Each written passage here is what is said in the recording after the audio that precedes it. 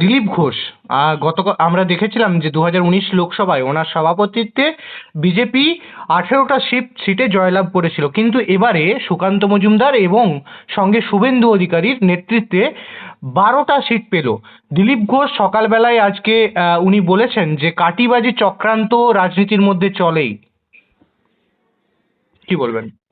ঠিকই বলেছেন। আমার তো মনে হয় না ওনাকে এইভাবে ভোটের কিছুদিন আগে যে জায়গাটা তিনি তৈরি করলেন, জায়গাটা সাংসদ সরিয়ে দিয়ে আনা হলো, তার জন্যই ওনার হার হয়েছে। এবং একটা আনকোলা জায়গাতে তিনি প্রচার দিয়ে শুরু করলেন এসে, এই জিনিসটা ঠিক হয়নি একদম। আমি দায়িত্ব নিয়ে বলছি, যেই করান, যিনিই প্রভাবিত করান। এবং টিকিটের ক্ষেত্রেও কিছু বিষয় হয়েছে যার ফল আমরা ভোগ করেছি। এই বিষয়গুলো কোথায় কি ভুল হয়েছে সেটা তো ওপেন মঞ্চে বলা যায় না, যথারীতি যেখানে বলার প্রয়োজন আছে আমি সেখানে বলব। অনেক শুভেচ্ছা দাদা। রানাঘাট কেন্দ্র থেকে আপনি জয়লাভ করেছেন এই মুহূর্তে। জগন্নাথ দা, আপনাকে অনেক শুভেচ্ছা নিউজ 16 ভারত ডিজিটাল থেকে। ধন্যবাদ।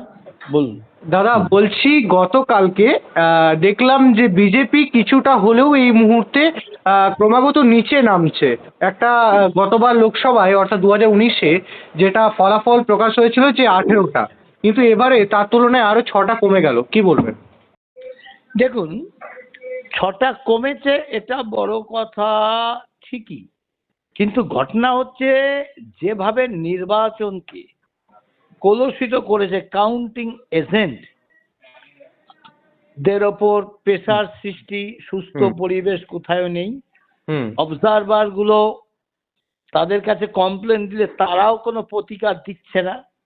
অর্থাৎ এই যে কালো দুর্নীতির টাকা, চুরির টাকা গণনা ক্ষেত্রে লাগানোর গল্প সোশ্যাল মিডিয়ায় কয়েকদিন ধরে ঘুরে বেড়াচ্ছিল, তা বাস্তবেই দেখা গেল যে চাঁদির জুতায় অনেকেই সোজা হয়ে আছে।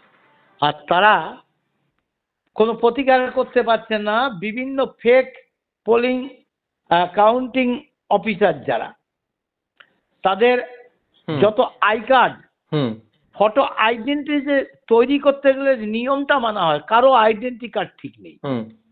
অর্থাৎ তার নাম আছে, একটা আঠা দিয়ে ছবি লাগানো, তার উপর কোনো সিল নেই।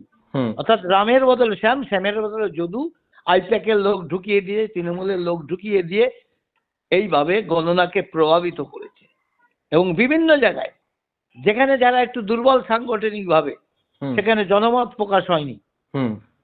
আর সেই কারণেই মানুষ ভোট দিয়েছে, কিন্তু মানুষের গণতান্ত্রিক রায় প্রকাশ পায়নি। এই দুর্নীতির জন্য বিভিন্ন যারা পর্যবেক্ষক তাদেরকে পর্যন্ত আমার মনে হচ্ছে তাদেরকে টাকা দিয়ে বোধহয় কিনে নেওয়া হচ্ছে। সে রবীন্দ্রনাথ একটা গল্প করত, গোয়ালারা দুধে জল মেশায় আর এক শ্রেণীর জল যাতে না মেশায় গোয়ালারা অফিসার নিয়োগ করা হলো। তা গোয়ালার স্বভাব দুধে জল মেশানো, তাহলে জল মেশাতে গেলে ওই অফিসারদের ঘুষ দিল। এইবার তারপর দেখা গেল দুধ আরো হালকা হচ্ছে। এইবার হালকা হওয়ার পর দেখা গেল অফিসাররা ঘুষ খাচ্ছে, তাদের জন্য আর এক শ্রেণীর অফিসার নিয়োগ হলো। তা যত অফিসার নিয়োগ হচ্ছে তত দুধের রং হালকা জল হয়ে যাচ্ছে।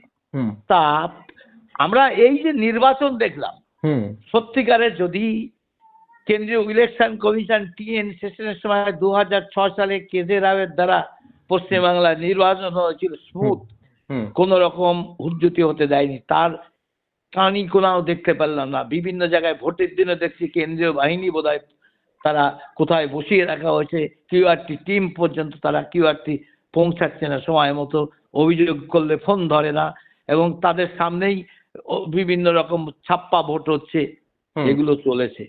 তাই পশ্চিমবাংলার ভোট মানে সরকারি মদতে এটা করাপশনের পক্ষে। তাই ভোটের রেজাল্টকে এইভাবে প্রভাবিত করা হয়েছে। সাংগঠনিক দুর্বলতার জন্য ভারতীয় জনতা পার্টি সেই ভোটগুলো নিয়ে আসতে পারেনি।